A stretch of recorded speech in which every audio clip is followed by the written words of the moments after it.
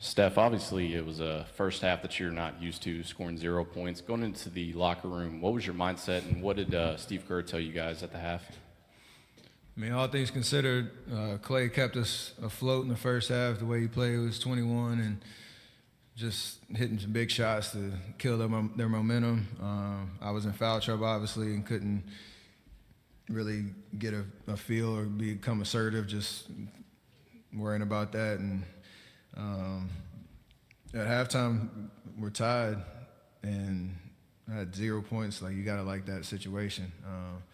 And knew obviously it was gonna be a hard-fought game down the stretch with everything on the line. And our defense really carried us in the second half to allow that offensive rhythm to start to pick up. And we've been in situations like these before, and really dug deep in that experience to keep our composure, stay solid, and close out the series. So damn proud of our team for sure. Steph, on your left, Steve talked earlier about the genesis of you and his relationship, and how when he first started coaching you, you kind of reminded him of Manu Ginobili, and kind of the push-pull of kind of aggravation, but also elation and excitement. Can you talk about how you guys' relationship has grown over the years, and how much confidence it gives you to know that you go down and have 0 points, and he gives you that cushion to come back and show what you're worth?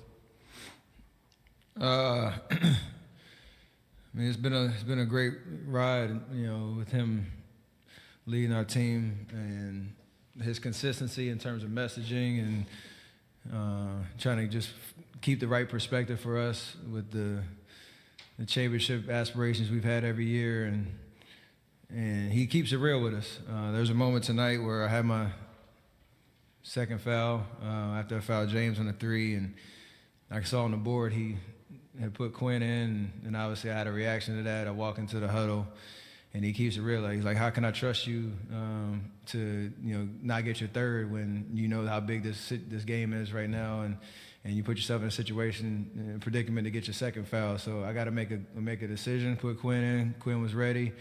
Obviously I didn't like it, but we have a strong relationship where he knows I'm not gonna lose confidence in that moment, and whenever I get back out on the floor, hopefully good things will happen. And that's obviously built over time, and just him and his entire staff, it's just a great vibe, and they bring the best out of us, and that's why we are who we are.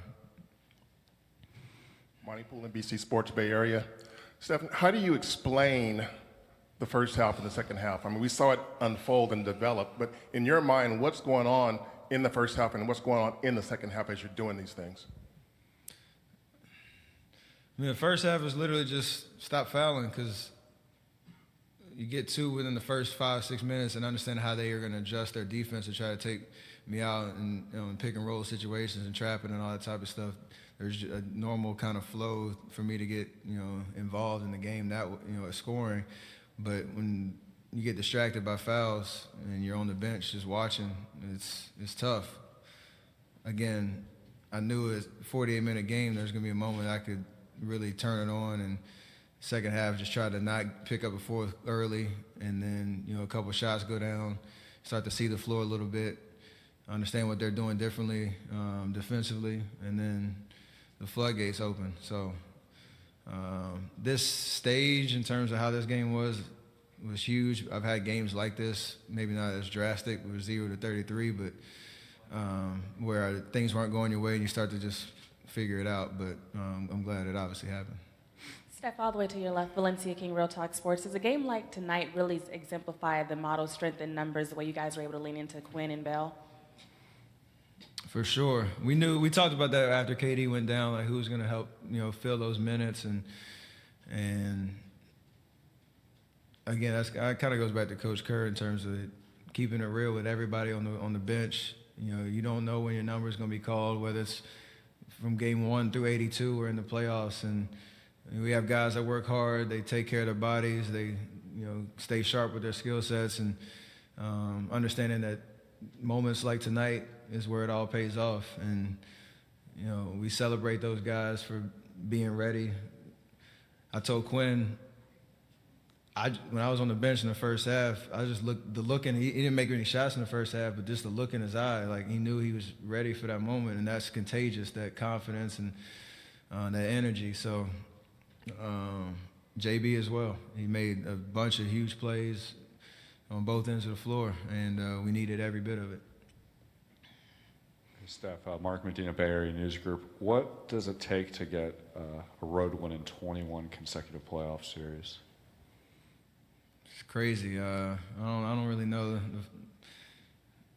the common thread more than just belief and chemistry and just composure. No matter how a game goes, it's a 48-minute game, and we understand what we're capable of and who we are and what our identity is on both ends of the floor.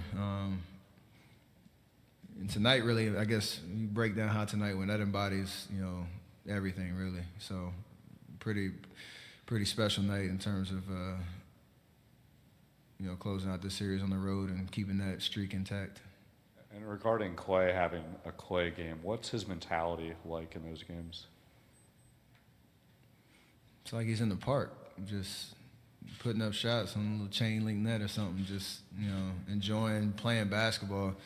And his personality and his perspective on life really makes him different in these moments. 'Cause I don't know if he really even feels pressure. He's just out there hooping.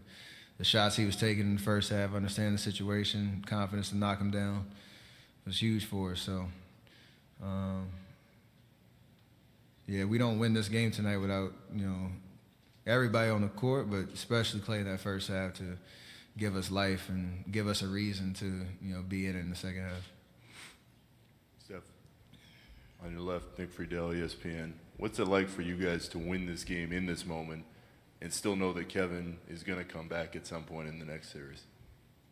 I mean, it's huge. We had an opportunity to,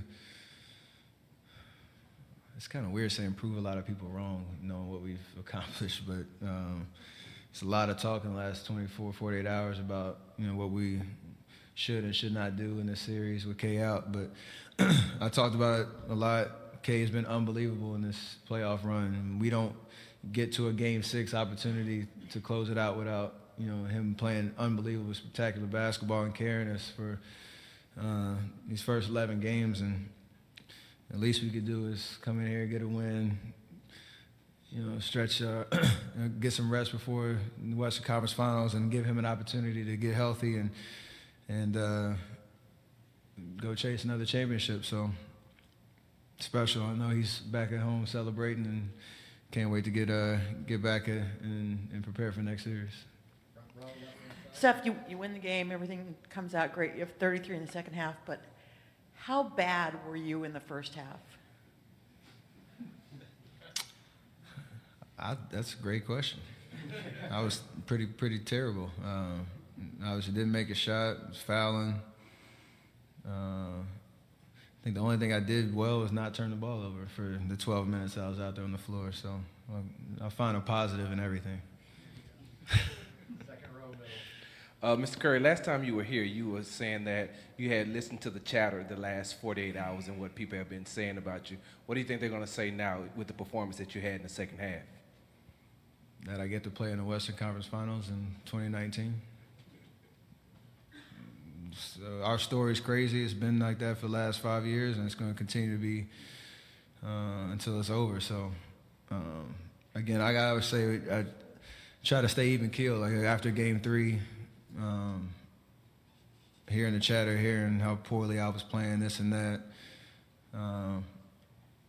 A night like tonight doesn't happen without belief in myself, one, understanding my purpose, being able to play in these type of games, and the people I have around me pouring some positivity and great energy into me and keeping my perspective straight on. It's just basketball. It's a game I've played since I was 2 years old, so take the good with the bad, and you just play and have fun doing what you get to do.